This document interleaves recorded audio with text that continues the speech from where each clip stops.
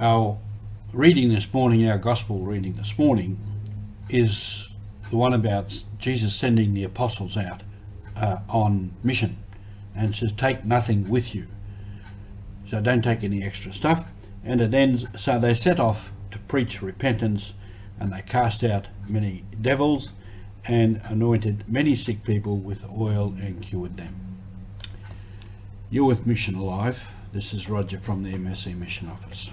I want to talk today about a martyr from Papua New Guinea, Peter Tairot.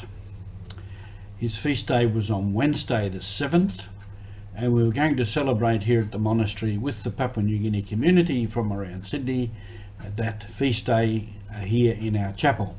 But of course, now with the COVID and the lockdown, we're not able to do that. But I want to talk about Peter Tairot today, and I'll do 2 or 3 more other broadcasts and put them up in the next week or so.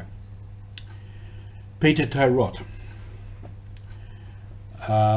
He was from the Tolai tribe, which is around Rabaul, in that area. He was born in 1912 at a place called Rakonai, where he is now buried, and he was the second of 3 children. And his parents were the first generation Catholics. And his father was a chief who was well liked and well respected, and from all reports was a good man and did his job well. I want to quote it. The parish priest there at the time was a Father Karl Laufer, and he went to Peter's father and spoke to him about this young son, who was a likely looking young lad, and I think mentioned in there the possibility he might become a priest, which is very early in the time of evangelization of a group of people like that to even think that one of their sons might become a priest. But his father said, "No, Father, I do not believe that one of our present generation can become a priest. It is much too early for that. Possibly a grandson or a great-grandson of mine. If you would like Tairot as a catechist, then let him attend the training schools at Te Lilligap." And that's what Peter did at the age of 18. He went to the Catechist Training College and became a catechist.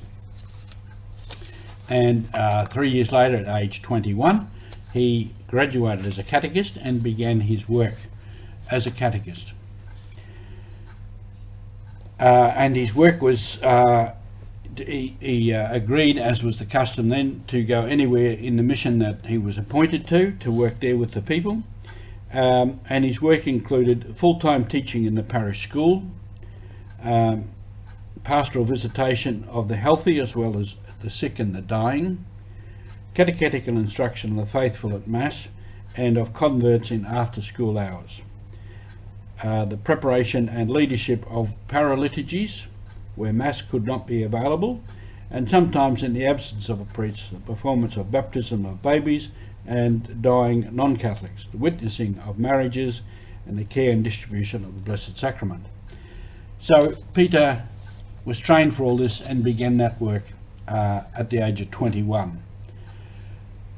And he went on continuing that work. And he gained a good reputation as a person. He was recognised as a good man, one that would not assert his authority, but always stand up for what was right and to do what was good, and a hard-working man and dedicated to his work. And one of the other catechists said of him, or one of the priests, Father Thurla, said, as his fellow catechists, remember, he was modest and there was no conceit in him.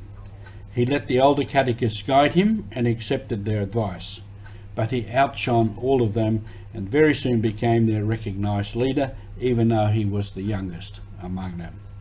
Even so, he never changed his attitude and was modest and amicable as well, so that there was no envy or ill will among them.